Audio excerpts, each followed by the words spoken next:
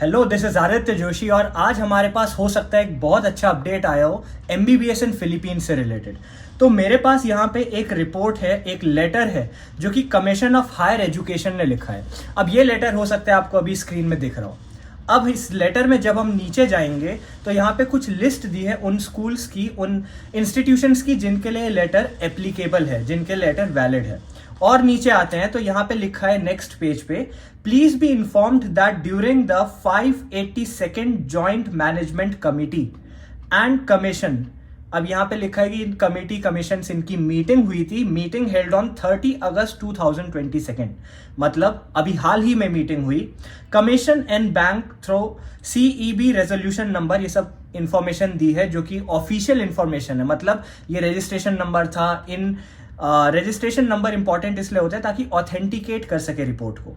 और आगे चलते हैं तो यहां पे आपको दिखेगा कि the affirms and clarifies that Commission on Higher Education pursuant to CHED memorandum order वगैरह जो भी दिया है, allows the recognized higher education institution to offer the medical education program subject to compliance with minimum standards under CMO 18 section 2016। इसका मतलब ये कहना चाह रहे हैं कि जो एजुकेशन सिस्टम अपने को चाहिए था 54 मंथ्स का ताकि इंडिया में वैलिड हो सके, वो सब चेड ने अलाउ कर दिया है एक तरीके से। This includes the recognition of 54 month doctor of medicine curriculum. अब 54 month doctor of medicine curriculum यहाँ पे जो मेंशन्ड है वो इंपॉर्टेंट क्यों है? वो इसलिए इंपॉर्टेंट है क्योंकि एनएमसी की रूल्स एंड रेगुलेशंस गाइडलाइंस में एक पॉइंट था कि 54 मंथ का एमबीबीएस होना चाहिए। अब इन्होंने यही बोला है। दूसरी चीज लिखी है, this further affirms that the doctor of medicine degree MD degree awarded to international students, जैसे कि हम जो इंडिया से आए हैं, by these recognized higher education institution is the same degree offered and awarded to Filipino students as a requirement to take board examinations and obtain valid license to practice। इसका मतलब अब इसको ऐसे इंटरप्रेट कर सकते हो आप कि 54 मंथ्स तो अप्लाई कर ही दिए।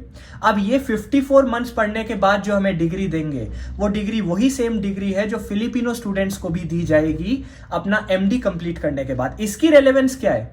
अब इसकी बहुत अच्छी रेलेवेंस है, वो ये है कि जब सेम डिग्री दी है, मान्यता सेम है उन डिग्री की जो हमें मिले और फिलिपिनो को मिले, तो हम दोनों एप्लीकेबल हैं, हम दोनों फिलीपींस का लाइसेंसिंग एग्जाम दे सकते हैं।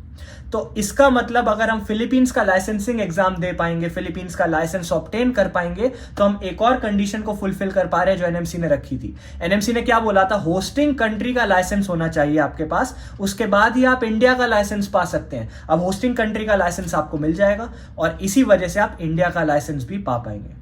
तो 54 का मंथ्स का एमबीबीएस भी हो रहा है। ड्यूरेशन इंक्रीज होगी कि नहीं, ये यहां पे क्लियरली जस्टिफाइबल तरीके से नहीं लिखा है, तो इस पे मैं कमेंट कुछ नहीं कर सकता। हो सकता है ड्यूरेशन बढ़े, हो सकता है ड्यूरेशन ना बढ़े। अब इंट्रामेड का क्या होगा, वो भी एक सब्जेक्ट बनता है। तो 54 मंथ्स हो सकता है BS प्लस MD मिला के बोल रहे हो जिसमें इंट्रामेड हो, क्योंकि हमें ही इंट्रामेड कराया जा रहा है, फिलिपिनो को उसकी जरूरत नहीं है और लाइसेंसिंग प्रॉब्लम अब सॉल्व हो जाएगी। तो अगर ये हो जाता है, जो कि मुझे लगता है अब हो चुका है क्योंकि ऑफिशियल नोटिस है, सबके सिग्नेचर वगैरह भी हैं, वेरीफाइड भी है और ऊपर कमीशन का थप्पा भी लगा है, कमीशन ऑफ हायर एजुकेशन। तो इसलिए अब मुझे लगता है कि MBBS इन फिलीपींस वैलिड हो चुका है। Congratulations, thank you.